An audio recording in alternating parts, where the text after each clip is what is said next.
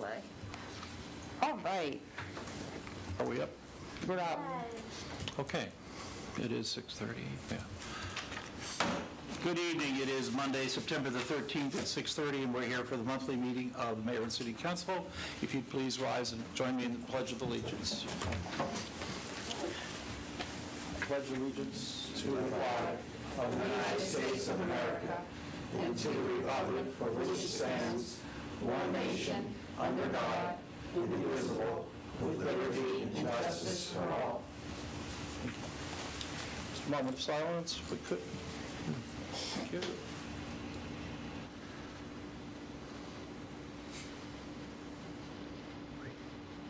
Thank you very much. Thank you. So thank you all for joining us this evening, those of you who are in the room and those of you who are on Zoom. We're getting used to having this Zoom feature, which is obviously makes it much more accessible for some. So a few announcements before we get started. First of all, here we are at the end of summer. Who would have believed it would have come so quickly? And we enjoyed that little bit of early fall last week, but guess what? Summer's back. One of the issues that continues to be of concern to me, and I think to everyone, is the safety on our trails. We continue to see heavy usage of our trails, and likely will continue. I remind you that bicycles are subject to the same rules of the road as vehicles are, so they need to observe stop signs just like a vehicle would. And those of you using the trails, we're certainly happy you're using them, but please make sure to be wary of or alert to the conditions around you. The city and the American Legion hosted a ceremony on Saturday in recognition of 9/11, a day that none of us will forget. I thought it was a very good ceremony, and I thank the Legion for their efforts to work with the city to recognize those who perished and those who continue to experience life changes that were brought about as a result of the 9/11 event.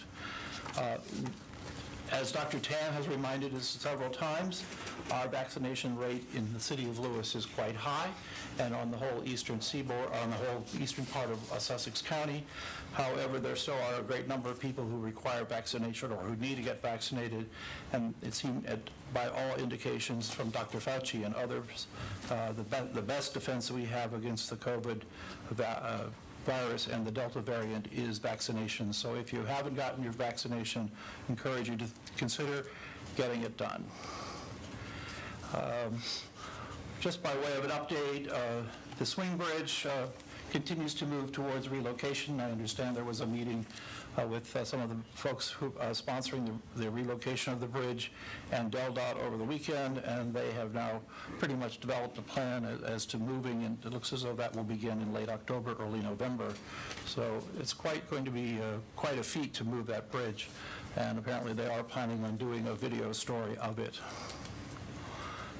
And then I would note that we have on our agenda item H3, which is a discussion of an ordinance that would revise a building code eliminating the exemption from fire suppression for new residences, and that piece of legislation is not ready for consideration tonight.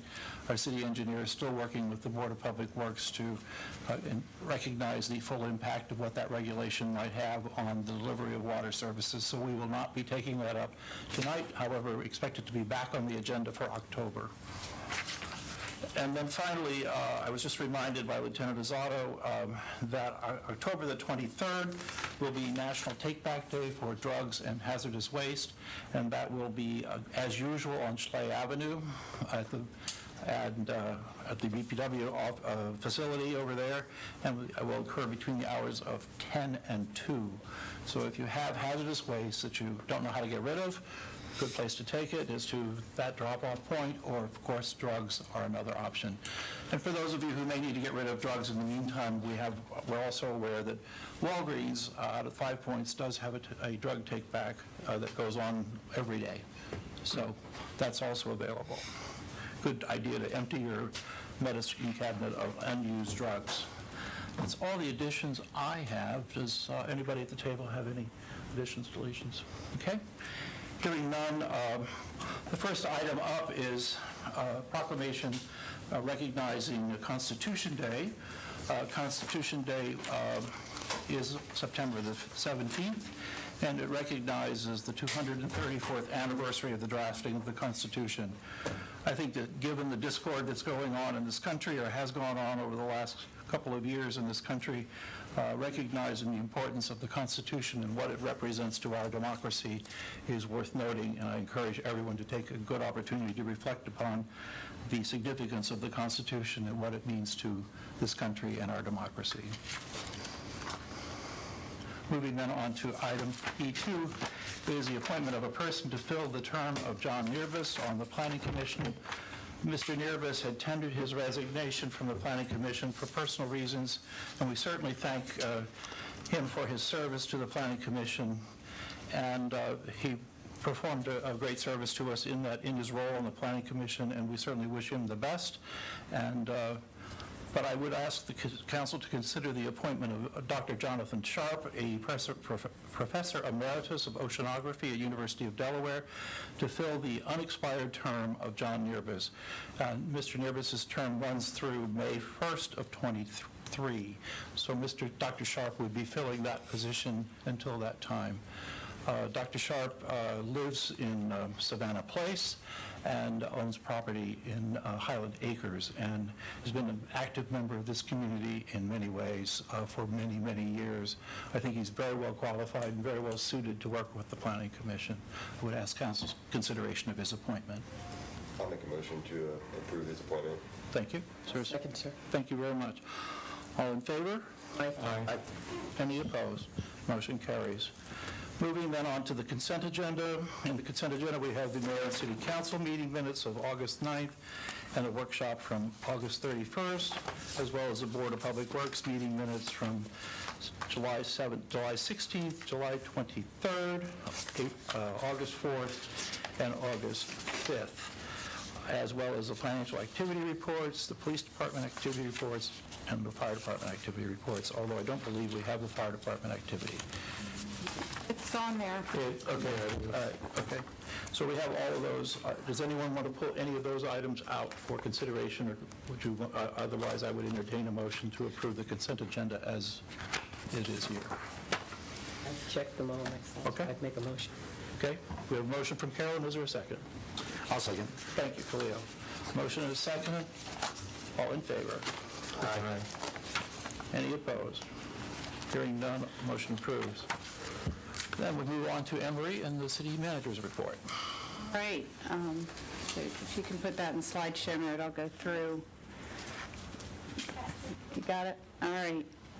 So if we go to the next slide, just an overview of the capital projects. The Margaret H. Rollins Center, Community Center meeting room, restrooms are under construction. We're expecting to finish those in December. So at this point in time, the city's meeting room in the Margaret H. Rollins Community Center is available for city meetings, but as we're going through this construction, we are not having it open to the nonprofits.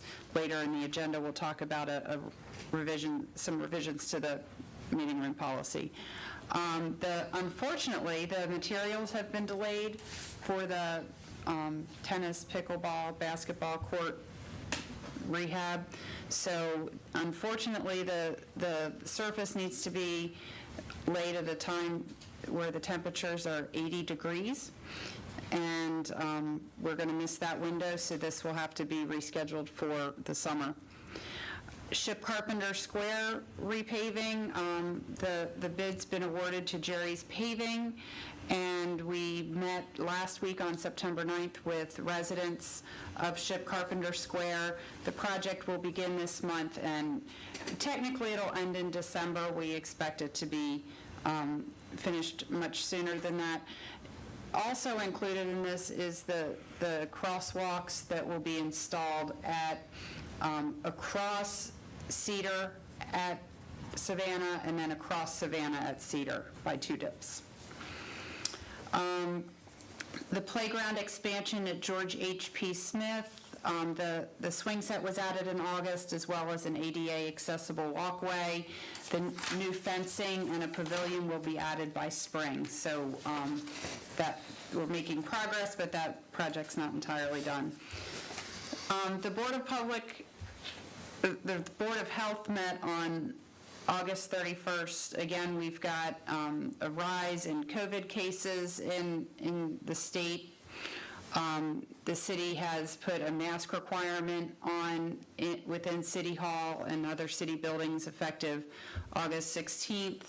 And then last week we put out a policy to require that employees either provide proof of vaccination or test weekly and provide their negative results. That policy goes into effect this week. So we are continuing to hold all of our meetings virtually so that people have the option of not participating in person if they're not comfortable being out in public. Land use planning, it's been busy. The Lewes Planning Commission met on August 18th. They discussed the lands of Thomas Minor Subdivision, and that is at Oregon and Bay. They deferred action, and we'll take that back up this month. The Executive Committee on Resiliency met on August 10th and 24th. Mayor and council held a workshop on the comprehensive plan. They also held a public hearing on Olde Town at Whites Pond, which again, that's on this evening's agenda. The subdivision code subcommittee met in August and continues to meet. They actually met today as well.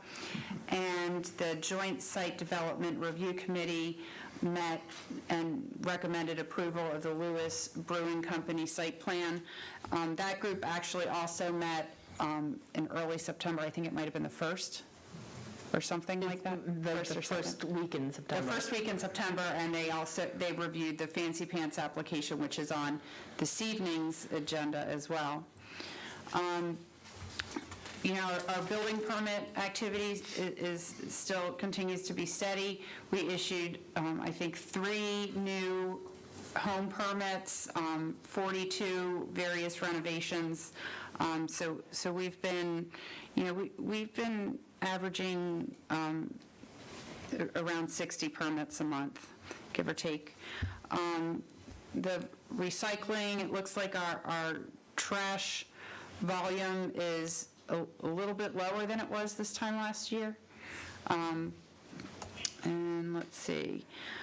This is, again, last month was the first time we reported on this, but we issued 95 bonfire permits in August, and I think it was 142 or something the prior month. So one of the things that we did is Janet and Melody pulled historic data from the previous 5 years, and Melody's working to compile that so that we can get a better sense of have we really had this many bonfires every year, or is this increasing? Because it just seems like a lot within a month.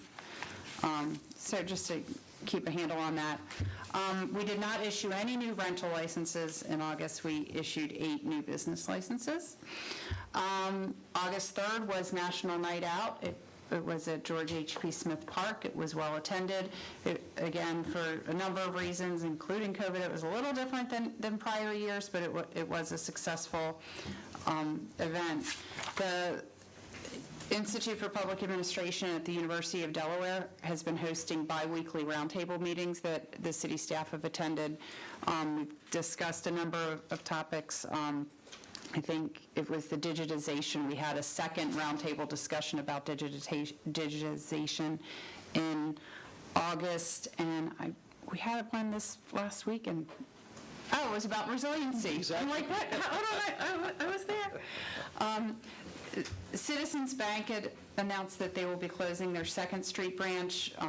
The mayor did reach out to the owners of the building, and Janelle and the mayor and I met with the owner and just tried to, I guess, start a relationship and get a better sense of what their plans are for the building. I don't think they have clear ideas at this point, but we've made it clear Janelle's the point of contact, so as questions come up, she will be fielding them. We had some flooding at the police station basement, and we ended up having to replace a sump pump. The city and GMB are developing remedies and evaluating what needs to be done. You'll recall from the Capital Projects Committee meeting, the recommendation from GMB after doing the programming phase of how to deal with the police station was that we have outgrown the facility and we need to start planning for a new facility.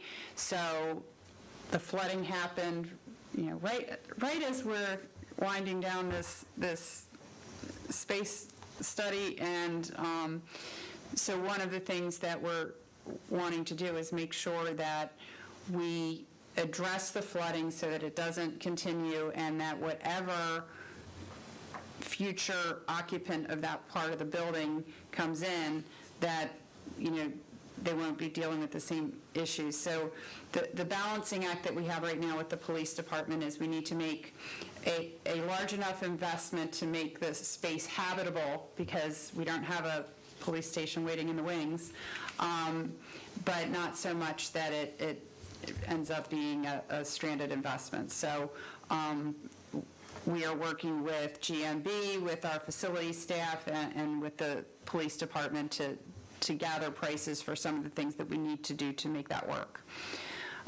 The city has contracted, and I think our contract started in October. So we contracted with Host Compliance, and they have an algorithm they use to find unlicensed rentals. They have sent 35 letters. Of those, some properties have gotten second notices. 16 rentals that have received letters have obtained licenses. We have, I think, about 7 that we're still trying to figure out how we're going to deal with. So we're still working on that. Once they've sent the second letter and there's no activity, we need to figure out, okay, how do we deal with that? So, as you know, we have a workshop on September 27th to discuss short-term rentals, and some of the stuff we're doing with Host Compliance will be part of that discussion. So it's August, or it was August, so we started planning for the budget calendar. So it seems like it's a long time off, but there's a lot that needs to happen to be able to deliver a draft budget to all of you on February 1st. So one of the things we've done is we've put together a budget calendar that includes our meetings internal within the departments, and then right through from the delivery of the budget to you through the 6 markup meetings that we do through February and early March. The Finance Committee met in August, and one of the things that they talked about was scheduling meetings so that they have a stronger role as we prepare the budget and looking at the revenues. The city issued its first issue of Lewes Light, a citywide newsletter to all Lewes property owners. It's been well received. The next issue will be sent out in October. At this point, we have 300 people who have signed up to receive it electronically, and 150 that have requested that we continue to send paper. We don't want to waste paper. We don't want to waste money, but we also know that there are some people in the community that won't go online, and that we need to reach people where they are. So that's why we thought it was important to have a in-paper component. And then one of the things I did over the month was I participated in a focus group with the International City County Management Association, where they discussed how we can best incorporate equity and social justice into the ICMA Code of Ethics, so that, as municipal managers, that everything we do comes back to making sure that we're part of the solutions to our equity issues. So that is what I have. Thank you, Anne Marie. I think we can accept your report by common consensus. I would just note that one of the things that triggered the Citizens Bank building meeting was a concern about whether or not Santa's house could go back on the plaza. Yes, and that has been resolved. That has been Santa resolved. will not be evicted. Santa has his house in his usual location this year. So, and that was a concern that I heard from several people in the community. You know, what are we going to do with Santa? Anyway, sounds good.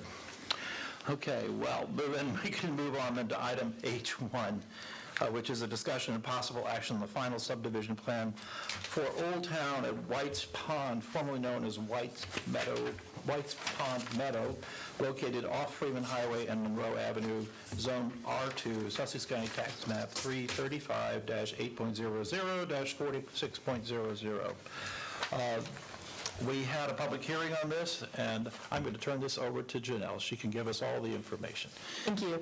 So at your public hearing, you left the record open until last Friday at noon. Received 2 letters from the public regarding the interconnection to Bay Breeze, expressing the desire not for that to happen. We also received an email correspondence from the city engineer regarding the construction of Monroe Avenue, and that it exceeds the meets and exceeds the design constructions for a city road. And we also received a letter from the applicant's attorney regarding several questions that the council had regarding the application, one regarding the interconnectivity to the Schofield development and one regarding the fence, and they have addressed both of those items. And again, this is the Planning Commission made 4 recommendations and placed 7 conditions on the application, and the applicant had then provided some alternatives based on some items, and that was included as part of the public hearing. And I'm happy to answer any questions.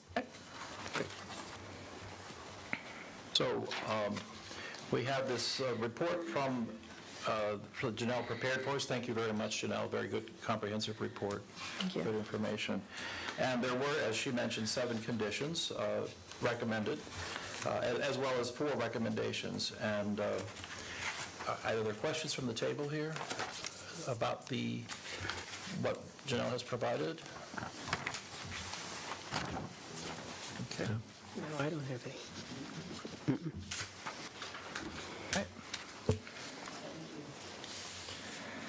Okay. We've, excuse me, let me just jump in here. I'm sure the applicant will remember that the engineer, good to see you, Ring, that I raised several questions about some of the design elements of the plan. I have received what I hope is satisfactory explanations and assurances that the city's issues here have been well addressed.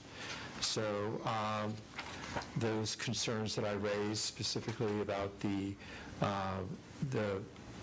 what I am calling Monroe Avenue extended between Freeman and Schofield, it's my understanding that the material used in that road and the width of that road has been reviewed carefully by Charlie O'Donnell GMB, and that my concerns have been resolved.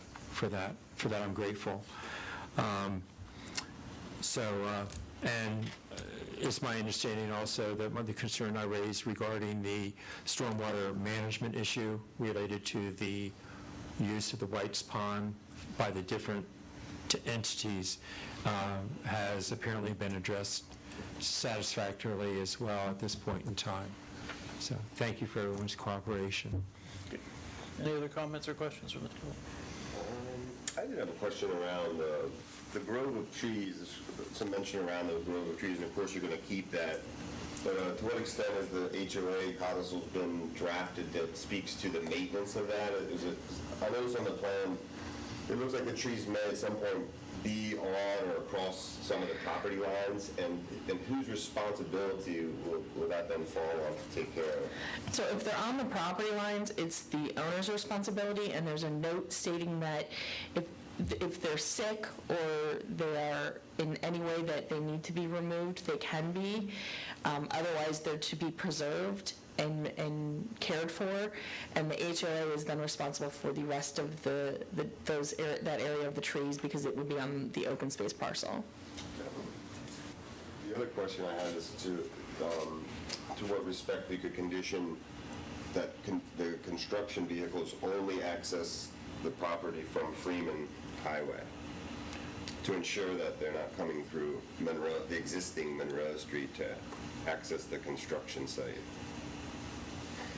I think the only access is, I think his, Meaning, you right-hand turn off of Freeman as opposed to coming across Monroe. From Kings. Concern is not having Yeah. Trucks in town. the construction vehicles on the mid-road section. That goes between Kings Highway and Freeman.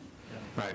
I think the, I think you can do that. I'm just not sure how we're going to enforce that.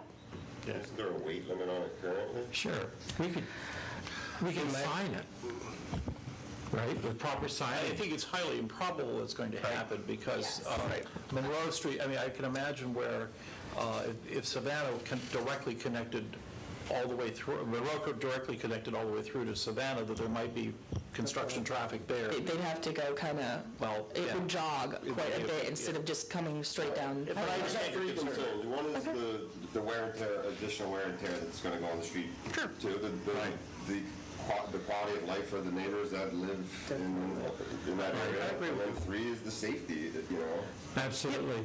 We have to be mindful that there is a trailhead, existing trailhead there, and there are lots of pedestrians and cyclists who use that section of existing Monroe, and they are entitled to all privileges to use that. Absolutely. I think the only thing you'd have to make sure there's an exemption because they actually have to do some work on that side of the street. So there may be construction vehicles that are going to be coming that way because there is actually construction that has to occur on the other side of Freeman Highway. Sure. Understood. But that's, I'll be parked on Freeman Highway then, won't I don't know where they would be staging. That's something they'll be addressing when they get closer to construction. they? Okay. But those are the only two things that I think, as Tim said, I think it was a very thorough pack and appreciate it. Yeah, thank you. Phil, did you have any questions? Yeah, I was just curious about process here. The 4 recommendations and 7 conditions. Is this a good time to bring that up now, or? It's included. Yeah, okay. We'll make a motion that would include Yeah, recognition. I was curious from the applicant to want to hear what they have to say about the 7 conditions. Are there any of those that you object to, or have you agreed to accept? That was, That was what I was going to say. Right, but it was, but I don't remember, just from my recollection, there were some things that I thought that were kind of a little micromanaging of the community, but as far as everyone's concerned, everything is acceptable?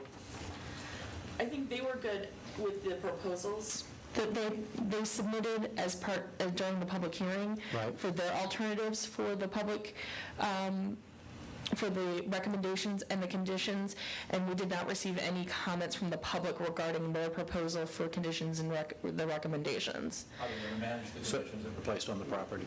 Right. Correct. They were just saying that activity. Correct. The concerns from the public was maintaining the bike path as is and ensuring the lack of interconnectivity to Bay Breeze. And the maintaining the connectivity between Schofield. Right. Yes. Do you want to go through the recommendations and conditions? Because you have to vote on whether they're part of your...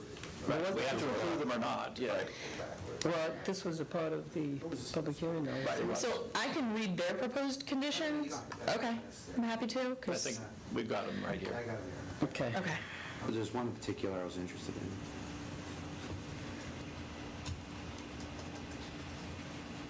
I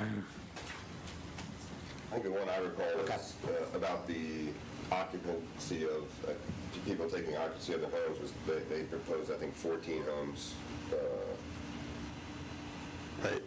Andrew, could you move your mic closer to you? Yeah, Sorry. turn it on. That was regarding the installation of the signal.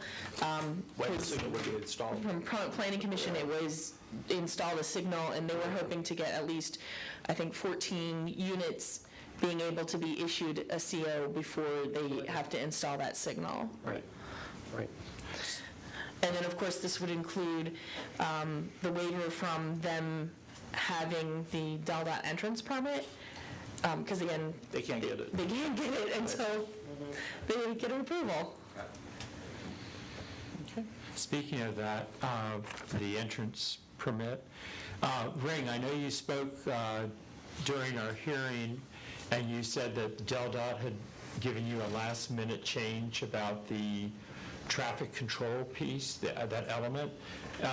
Do you have any update on that at all? Is it? Do we have to staff, but we're trying to avoid any comment from the developers since the public record is closed, so to the extent staff can answer your questions, Okay. we're trying to do that. Janelle, do you? I apologize. Ring. My understanding, Sorry. Sometimes you have to talk a bit and then it'll pick you up. so my understanding is they're still working that out, and the applicant was amenable to the request from DelDOT to install the newer technology that was the request for the signal. So I believe that had So been the addressed. commitment is made, we just don't know the details. Correct. Again, they're still working on the signal agreement, so the city will be a part of that signal agreement, and we'll see certain aspects of that when it's ready for signature and review by the city. And as you know, we wouldn't sign that type of document without bringing it before council. Exactly. So It's still gonna come you'll back see to it. Yeah, the signal agreement will be back before council. Okay.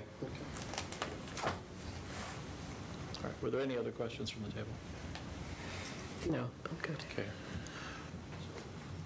Entertain a motion to approve this with recognizing the conditions that were set forth by the planning commission, or any other changes that you wish.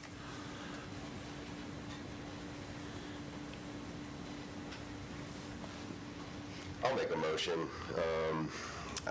I'll make a motion to approve the subdivision with the conditions placed by the planning commission, except for the proposed change by the developer shall be limited to the installation of infrastructure for the development of 14 building permits. I'd also like to put on the condition that I mentioned, which is to restrict heavy construction vehicles coming from. So I had limit construction vehicles access to Monroe Street during construction? During construction? Prohibit, I think is what he meant. Well, From the, Except for when they're doing the when work. we work on the other side.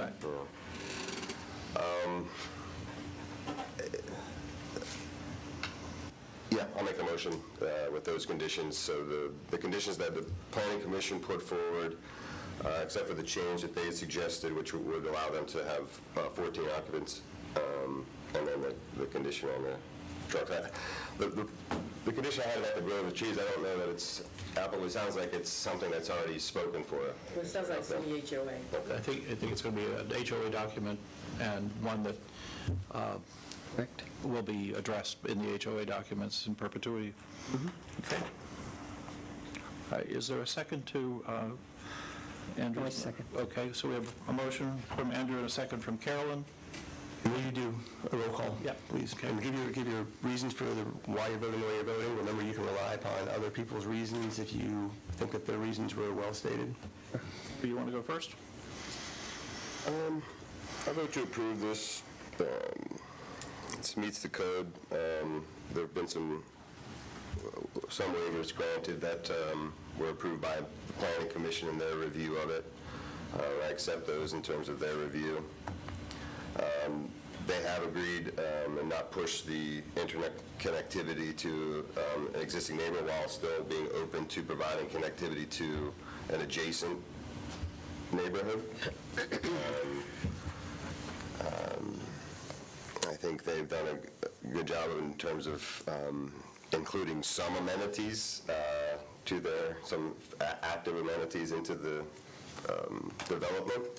And for those reasons, I vote to approve. Before you move on there, can I just make clear that the waivers there were two waivers, and they were recommended for approval. I want to be sure that those waivers are incorporated in your motion. Yeah. Okay. Yep. Yep. I also move to vote to approve this project. I think it meets all the required codes. It's in the city. They have from everything I've gathered, have been very, very cooperative and very understanding of what we're trying to do in terms of construction in Lewes, congestion and other things. And the stormwater management, which is always a concern, has been very, very satisfactorily addressed as far as I'm concerned. I particularly want to acknowledge and support my colleague Andrew's change with regards to Monroe Avenue. I think there is one of the best things we can do as a city council is constantly look after the health and safety of pedestrians, vehicles, bikers in this town.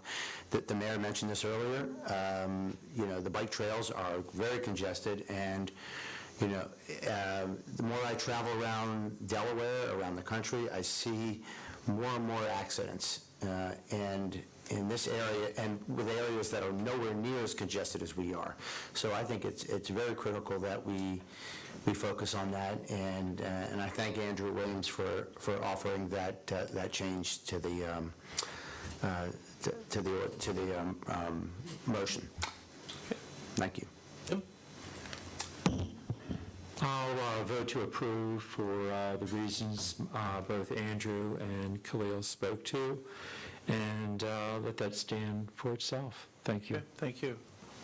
Carol? Ditto, same here. I also vote to approve based on what my colleagues have said.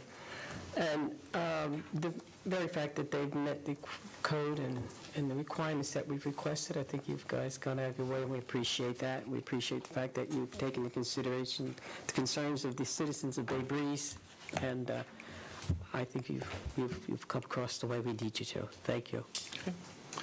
And I, too, will vote to approve. I appreciate all your work with the Planning Commission. I know this has gone back and forth a lot, and I think there's been a good exchange, and I think we've got a better project as a result of that exchange. I look forward to seeing it integrated into the community. I think some of the screening that you proposed is going to be very beneficial in maintaining the ambiance of what people are used to seeing along Freeman Highway. So I appreciate your having taken those considerations as well. So, motion. Having been approved, Yes. do you want to hear from Mr. Lardner now that that's passed on Sure. the intersection? It's appropriate now. if you'd like. Absolutely, Ray. You want to come up and talk to us? Good evening, Mayor and Council. Ray Lardner, Davis, Boner, Fidel. The signal agreement was finalized on Friday between DOT and DRBA. We are still working on the Wavetronics aspect of it, but it's a notion in the agreement. The one thing that did come up was the cost of the signal. They had stated it was to be borne by the developer, when in fact it's not entirely to be borne by the developer. So we reminded DOT of that on Friday, so they're going back into the agreement to rework the language of who's paying for the signal. But on that, as far as the maintenance, everything else, they've got all that worked out. So I expect a final draft to be presented to Anne Marie. I'm hoping this week, probably next week, as they fine-tune that last bit of language. But they're getting close to the finish line to submit a draft to Mayor and Council and the applicant and Mr. Gibb at the same time, so all parties will have a chance to review that. Great. Thank you. Well, the signalization is very important for everyone's safety. I happen to walk Freeman Highway every morning, and even at 6:30 in the morning, there's a lot of traffic. And I think the signalization will make a big difference. Agreed, so it's getting close. So like I said, Mayor and Council, hopefully this week, maybe next week, you'll have that draft to start the review. Great. Thank you very much. All right. So motion carries. With that, thank you all. Just stick around. Okay. I think we can then move on to item H2, which is discussion and possible action regarding CZ-2-21 lands of Lewes Middle School for a change of zone from CFE, Community Facilities Educational Zone, to GC, General Commercial Zone, for Sussex County Tax Map 335-8.11-30.00, portion thereof. Here again, we had a public hearing on this. This is a very small parcel of land. And you want to walk us through this, Janelle? I'd be happy to. Again, this started when the middle school project did a survey of their property. When they did that, they found the neighboring building is actually on their property, so they want to do a lot line adjustment. However, the code does not allow a split zone parcel of land, so they need to rezone slightly over 4,200 square feet from community facilities educational to general commercial. That would then get the the existing building on its own property and zoned commercially in accordance with that use of that property. Yes. Right. And I would note that the 4,200 square feet is smaller than many houses that are being built today, so it's a relatively small piece of ground, and it has to do with the location of the former gas station. Yes, and, I mean, there will be no noticeable change. Exactly, where I was going. It's just to allow for movement in a property line. Okay. Right. Is there any discussion at the table? Okay, is there a motion? I make a motion for a change of zone for the lands of Lewes Middle School from Community Facilities Educational Zone to General Council to correct the encroachment of. Okay. Is there a second? I'll second it. Okay. Do we need to vote by, And we're saying yes, I doubt there's much chance of a challenge here, but why don't you say it complies with the comp plan and it's consistent with the code and That's it's generous. I recognize as a And the pre-existing existing condition, uses. that it corrects an error. We're just correcting an encroachment. Okay, Right. Everybody can say you're voting yes for the reasons just stated. okay. And I'm voting for the reason he just said stated. And I'll vote for the reason Carolyn just stated. This is kind I'll vote yes for the reason that Carol just stated. This is kind of like dominoes, so I too vote yes. So, anyway, I think that this is a correction that needed to be made. It was obviously an oversight, and it's been pre-existing for many, many, many years, and one that needed to be cleared up. So, are you comfortable with that, Anne Marie? Yes. I'm sorry, Glenn has treated me well. All right, so we did defer action on item H3, and as I said in my opening comments, that will be back in October, so we will pick it up then. And- Right. And hopefully, in the meantime, Charlie and Austin and the board can resolve any questions you have about water pressure and whether it needs to be a separate line or separate tap or not. So we'll look forward to getting that information. Then moving on to new business is a presentation and possible action to set a public hearing regarding the site plan review for Fancy Pants Holdings LLC, SP 3-21, to allow construction of a mixed-use building with associated site improvements to be located at 820 Kings Highway, Zone General Commercial, Sussex County Tax Map 335-8.10-58.00. This was a discussion that was held at the Joint Review Committee last week. And Janelle, you want to talk about that meeting? Be happy to. So again, because this is for a new construction of a building, and it's adjacent, the amount of site disturbance, and it's adjacent to a residential zone, it needed to go before the Joint Site Development Ad Hoc Review Committee. They heard testimony from the applicant and their engineer, and they took public comment regarding the application, and they have made a recommendation to mayor and council, so mayor and council can hold a public hearing and make a final determination regarding the proposed site plan for a mixed-use building, which is a combination of commercial on the first floor and 2 apartments on the second floor of the property. Yes, and the entire building comprises of 2,400 square feet. Yes, it's a small building. So we do need to set a public hearing. I think earlier tonight we talked about the possibility of having it on October the 4th? 5th? Okay. Is that what you decided was the 5th? Okay. Well, yeah, because I think Janelle and I decided that if I'm going to miss hearings, it would be the site Okay, plans. the 5th. Okay. All right, so the idea is to have this on the 5th at 6 p.m. And it will also then be another Zoom and in-person meeting. So I need a motion to set that meeting on the 5th. I'll make a motion to set a public hearing for the site plan for Fancy Pants Holdings LLC. Can't say it without. Okay. I'll second Fancy Pants. At 6 o'clock on, On 6 o'clock on October the 5th, Tuesday. Okay. All right. So we have a motion and a second. All in favor? Aye. Any opposed? Motion carries. Moving then on to item I2, is presentation and possible action, again, to set a public hearing regarding the site plan review for the Lewes Brewing Company's SP-2-21 to establish a microbrewery within the existing buildings with associated site improvements to be located at 1145 Savannah Road, Zone General Commercial, Sussex County Tax Map 335-8.15-39.01. Again, there was a joint review committee that met to go over this plan, and I would again defer to Janelle for comments. So again, this is a plan to use the existing buildings. There's no proposed construction for buildings. They will be providing some additional parking, and if you noticed, I got photos today that they have painted the main building where the brewery is, so it no longer has a large sign on it. For a business that doesn't exist. Correct. So they sent that to me. So again, they're going to use, there's 4 buildings on the property. They are just going to reuse the existing buildings for the operation. And this went through the annexation process because this property was annexed into the city. So you'll just be holding, and the committee did make recommendations of approval with a number of conditions. So you will be hearing that during your public hearing. And this too, I think we're going to do on the 5th, is that correct? Yes. Okay, and this would be, we were looking for a motion to set this public hearing immediately following the Fancy Pants hearing. You couldn't help yourself there. You guys are having so much fun with it. So we have to I make think Lewes Brewing Company is going to have to name their first beer Fancy Pants. I'll second that. got it. Perhaps Christine Jones is on the Zoom tonight, and she'll do that. Make that a condition. Okay, so one of you want to make a motion?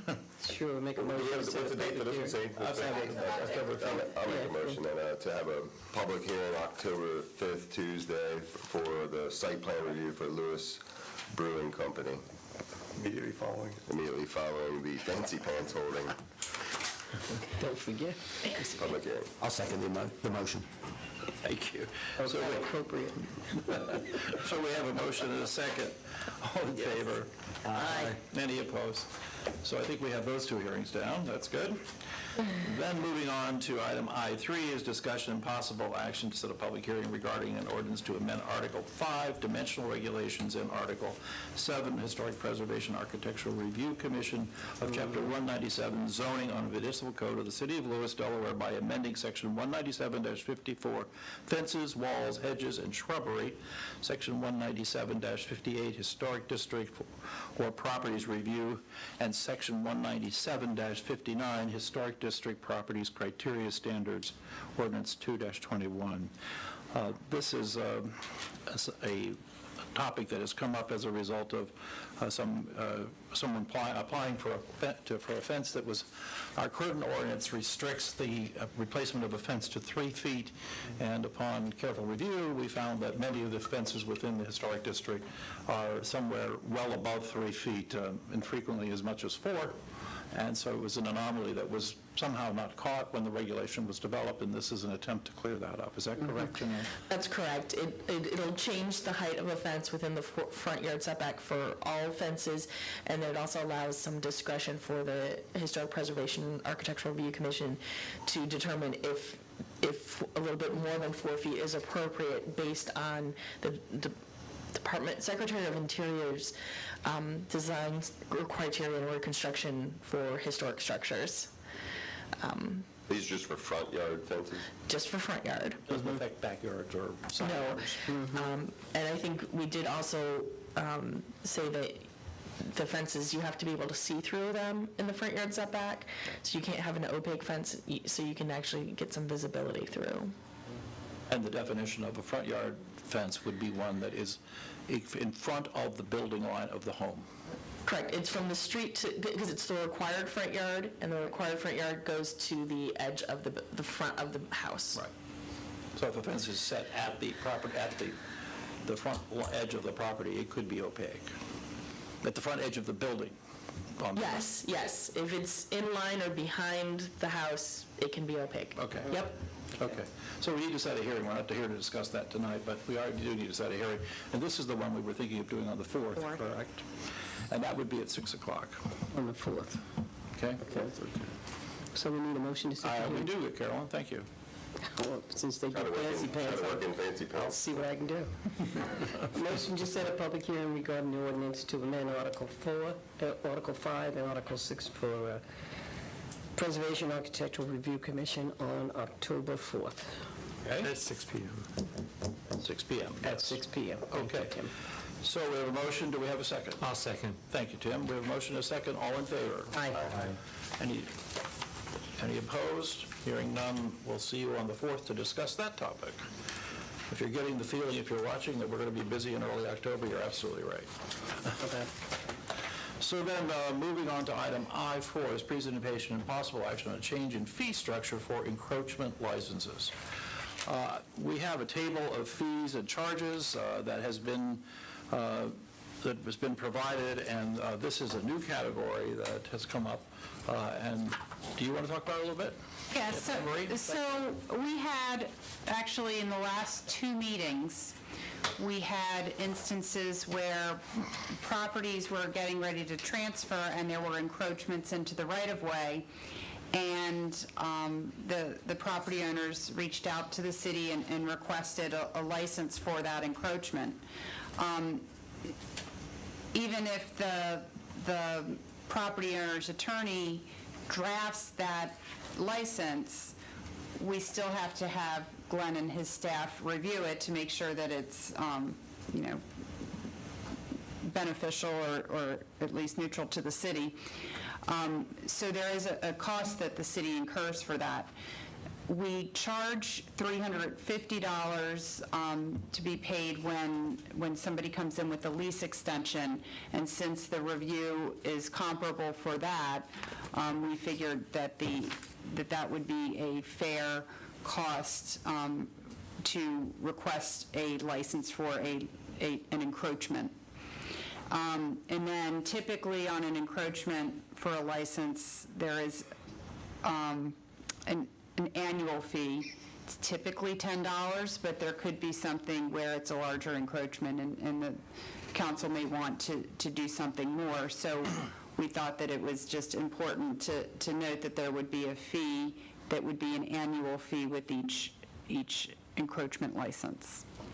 Do you anticipate that you would come back with a proposal of how that annual fee might be attributed, or is that going to be up to? I think it would be, I would say typically on a standard license, it would be $10 a year, but if there's something that's significantly different, we would probably, there could be a case where we may want to get an appraisal and somehow. Okay. I had a suggestion on this one that, if you recall, in the Finance Committee, we had tasked them with reviewing the fees as it is. So if we could maybe include this, because the thing I have a problem, like Ted's touching on, is like, what's the formula that's going to determine the cost of and what's the tipping point where it's, like $10 isn't even worth the administration. Right. You know? And I was it gonna could say be that about a the per square 350. foot cost. $350 might cover the legal cost, but is it covering the cost of sending like someone on Robin's team to go out there and look at the encroachment? These are not real numbers. That's what I mean. They need to, in my mind, I think the motion I would make is to have this, to send this to the Finance Committee to review as part of the other fee structures. Unless you have one that's like, is on our table next week and next. I'm not aware of any. I mean, maybe in your motion, you could say that we would continue, we would start charging the $350 until we can get something more permanent in place so that we don't miss something. You make the motion, perhaps, setting this fee structure subject to review by the Finance Committee. Right, okay. The other question I have on this, and I guess it's more of an issue, is we're being called out all the time to kind of clean up these encroachments and these things. Are we essentially tacitly saying, go ahead and encroach, you'll pay the formula, and away we go? I mean, So maybe instead of calling it an encroachment fee, maybe we would call it a license fee. And that way, if somebody is being granted a license over land that the city owns, I think I'd probably drop some sort of an asterisk that says subject to council review or something like that to make Right. clear that this is not pay the fee and you've got a license. Okay. Right, because if you don't put some language in there, it sounds like you're giving an okay. Right. I'd like to actually, I had a chance to review this, today, and I like the idea that Andrew has brought forward the Finance Committee reviewing it.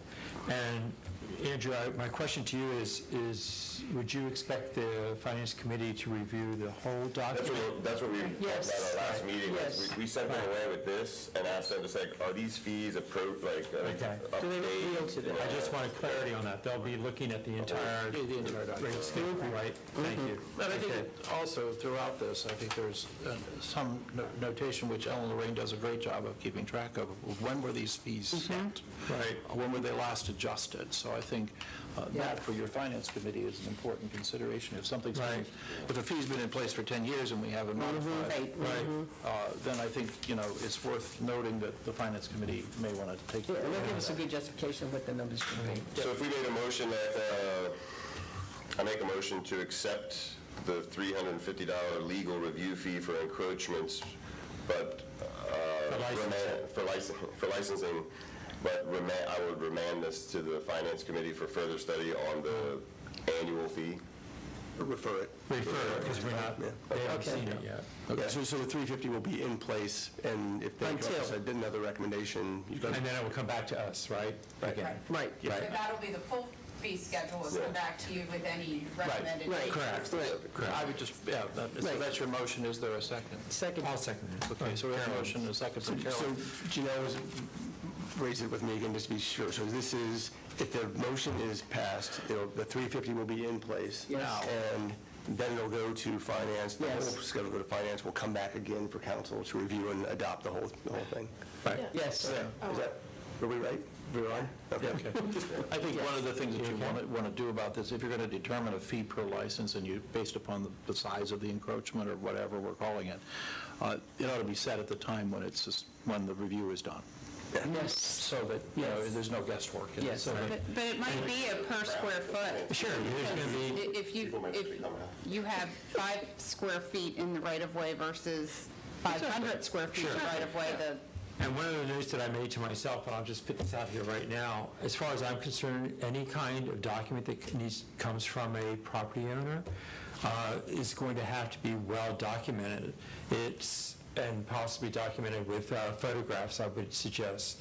If there is a license being granted for capturing the image of what actually is being allowed, and then that becomes part of our permanent record, so that that license or encroachment, whatever you want to call it, doesn't grow, and to have it, some kind of a sense of organic.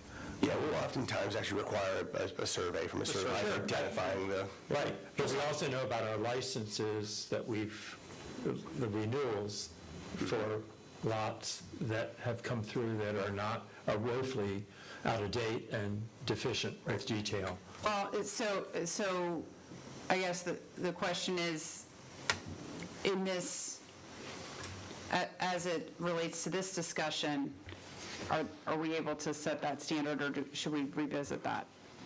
Set the standard, there will be a survey prepared? Yes. That current being the, I think you have to have. Yeah, I Is prefer that not part of, isn't that in here? I thought that would be... But, I mean, as far as the rate, isn't the rate in here? No. For that? I thought I saw that. Well, we don't do the survey. No, there's a lease renewals, that's what that's what I'm saying So here. can you specify that on lease renewals? Yes. Tonight, can we do that? Yeah, it's on page 6 or Andrew. 7. Yeah, page 6 or 7. But that's $350 paid in advance. Correct. But that's generally for leased lands like, Yeah, on the beach. yes, exactly. Yeah, right. Lots on the And- beach. Right. None of that tonight, it's actually not on the agenda, but it is something that you've talked about before that you probably should... so we'll put it on the October agenda. fine, Tim that's and I fine. We'll discussed talk that about it earlier. then. Thank you. So, Okay, so we have a motion and a second. Right. Aye. Okay. Any opposed? Motion carries. Moving then on to item I-5, a presentation of possible action on a recommendation for the Board of Ethics to create an ad hoc committee to review the Code of Conduct. This was an outgrowth from the Board of Ethics following executive session in which they discussed the need to review the code of conduct and provide more clarity on several issues. And they approved a motion and sent it to us. I think we need to establish a small ad hoc committee to get this review underway. In thinking about this, I suggested that we entertain a small committee that would consist of Mark Harris, who's the chair of the Board of Ethics, Drew McKay, who's the chair of the Planning Commission, Carolyn Jones, who's a member of council, Anne Marie, who's the city manager, and Mac Walton, who would be the legal counsel. Hold on. What's the name? It's what's Matt. Matt Boyer. Matt Boyer, from okay, Conley Gallagher. Who would be the legal same firm. counsel. And this could, then any changes that group would come forth, would come back to council for further review and consideration. I would entertain a motion to approve that committee if possible. I'll make a motion to approve the subcommittee. Thank you. Is there a second? I'll second it. Thank you. All in favor? Any opposed? Motion carries. Moving then on to item I6 is presentation of possible action on the proposed amendments to the meeting room use policy for the Margaret H. Rollins Community Center. As we all know, we have spent a considerable amount of money upgrading the AV support in the Rollins Center, and when we first developed the Rollins Center use policy, we allowed things like food service and catering and things like that, and that has worked moderately well, but now that we have all this equipment in there and other things, we think it's important, and there have been some situations where equipment have gotten used and not been treated properly. So I think we're clarifying this, plus the fact that we want to make sure that the building is secure. So Anne Marie has submitted a draft policy here, a recommendation she has. This would allow for food service to continue to occur outside of the building, on the patio area, but not in the building. Well, it would allow for catered meetings or meetings with food, but not events. Right. And we put in here that if you do, if any food is served as part of a meeting or training held in the meeting room, a $500 security deposit is required. We've incurred a lot of cost in cleaning the carpet because of spilled wine, which that wouldn't happen under this because you wouldn't have alcohol in the room, but spilled wine, spilled coffee, just stuff dropping on the floor, and where we couldn't clean the stains on our own. So we wanted to, right now we have a $250 security deposit, but that doesn't cover the cost of cleaning the carpet if somebody puts a stain on the carpet. Now, how would that work? You walk around like a rental car and you say, there's already a stain here and there's a stain here? So if you go further down in the policy, we say that all meetings would have a city staff attendant. Okay. So the idea is that it would be observed. And then, to date, the use of the meeting room has been free, but because of all of the equipment that we have in there and the need to make sure that we have a staff attendant, we are proposing that it would be $30 per hour with a 2-hour minimum to be able to have the staff person. May I ask a question? Is the staff person expected to be able to work the audio-visual Yes. equipment? And so that fee of $30 per hour would include not only, in effect, security for the property, but also taking care of Yes. that? Yes. And does that cover our costs? No. Well, so it would probably cover the cost for, one of the things we've talked about is hiring maybe like a high school student who could come in and do this stuff at some of our meetings. If it would cover that cost. If it's overtime for city staff, it might not, but at $30 an hour, we would probably break even over time. Not trying to turn this into a money-making thing, but I think you're very generous at $30 an hour. Well, that's, Be ambiguous and just say if your use of audiovisual or any technology may require an additional fee with a 2-hour minimum. well, so the concern that we have is that in the past, people would say, oh, I don't need to use the equipment, but it's not like locked behind anything that you can't get to. So you could say, I'm not going to use the mics. Yeah, And but then- that was before we had securities, in effect. Yeah, we didn't have representation. Right. Right there. So if we're, So that's going to be taken off the table by us having a person present right, walking so, around. so I guess the question is, what's the proper fee? Is $30 too low? Is 50 too high? I know the mayor will remember I might have been very conservative with my fee because when we talked about fees before, it was not well received. Right, I know a lot of nonprofits have expressed concerns about paying fees, but I think $30, given the fact you're going to provide an attendant on site, which is something we haven't done in the past. We've had somebody being at the front of LHS Museum who's been there, but we have never had anybody there. I think given that, I would support the idea of either doing what Andrew's suggesting, minimum of, with a, adjusted according to needs, or raising it to 45. I'm good with either of those. I guess from an administration standpoint, it's easier just to have one flat fee, and, we have a pool of people we can choose from that could do that. Pre-COVID, like what kind of traffic were you getting there from people using? Oh, it got used a lot. Okay. It got used a lot. And, it was not uncommon to go into the meeting room and have it was a challenge because we would go into the meeting room and a lot of times the mics would be like literally just shoved in a corner, like not properly cared for. Or people would have gotten into the cabinet and like turned certain mics up and certain mics down. So we ended up spending a lot of time troubleshooting those issues. Or bring in someone to fix it. Well, and that's been a lot of the challenge we've had is that we've incurred costs for Mid-South to come in because even our staff that's trained to use the equipment, we are not sound engineers and this equipment is very technical. So, we have our troubleshooting things that we can do, but then we reach a point where we have to have Mid-South come in and then there's a service fee for them to come, obviously, to... To protect our equipment. I am thinking way outside the box here, but my thought is that there may be some citizens that have these expertise that would be willing to volunteer to do it if it were tied to a not-for-profit situation. That's an interesting idea.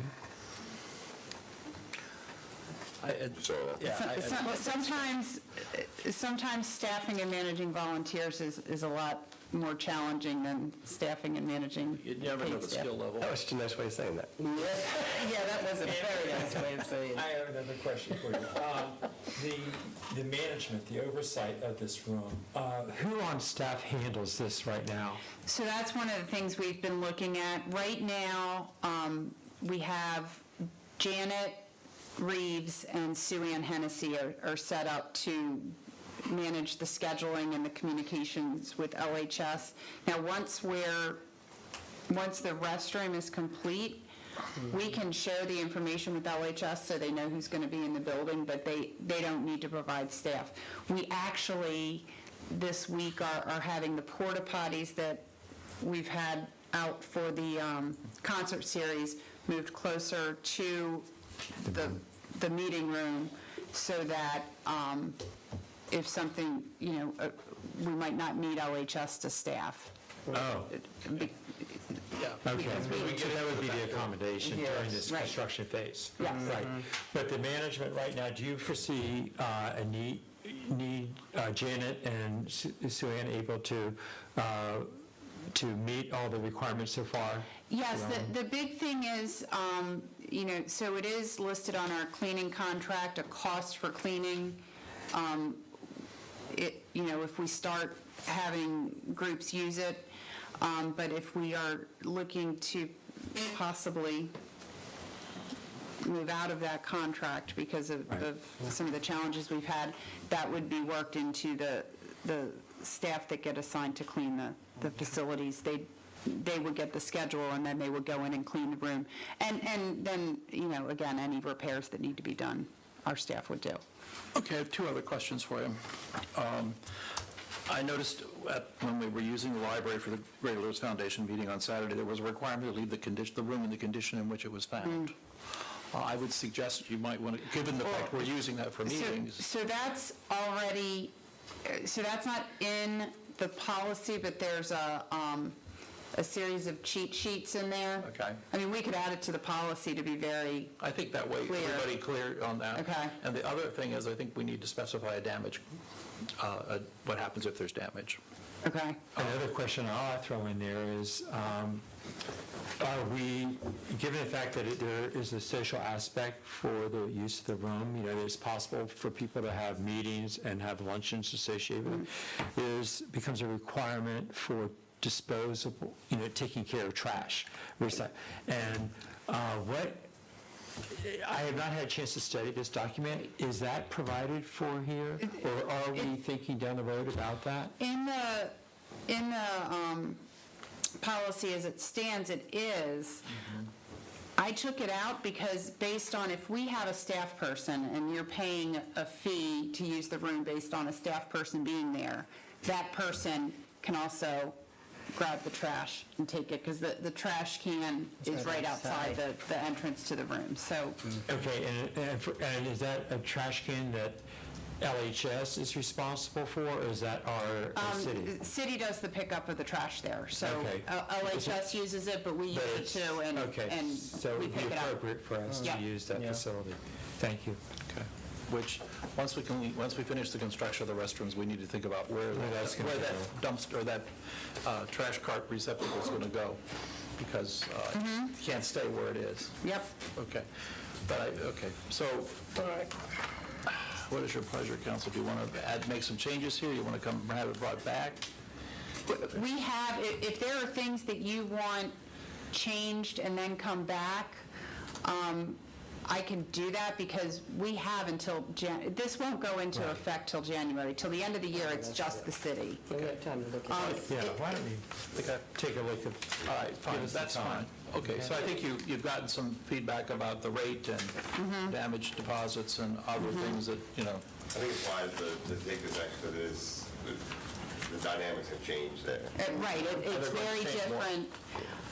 And there might be some groups that aren't happy about not being able to use it for other types of events, but, again, my concern is what happens if you're walking around with a glass of wine or beer, and then, There's no alcohol. somehow a camera gets damaged, or, I mean, we've got a lot of money in that room at this point. Yeah. So then let's just make a motion to put it on hold. Okay, so I think that we don't even need to do anything I other don't than think ask we need Maureen to do ask Anne Marie Because we don't have to incorporate revisions that we provide and bring it back for further consideration. Okay. Is there anything else to bring forward here this evening? Okay. Hearing none, we would entertain a motion to adjourn. Make a motion, we adjourn. You wouldn't have to ask twice for that one. You don't have to ask twice. Is there a second? I'll second. Okay, we got that everywhere, so all in favor? Aye. I think this might be the shortest meeting this group has had. Yeah. I was gonna Thank say, you. I almost feel like I'm not the only Ravens fan in the room. Okay, well, But I know I am. so anyway, meeting adjourned, it is, looks like it is 7:43. We did it, Andrew. Okay. So, just, thank you. We can just stick around. No, I don't even worry about that part. I just wanted to get out of here now. Okay.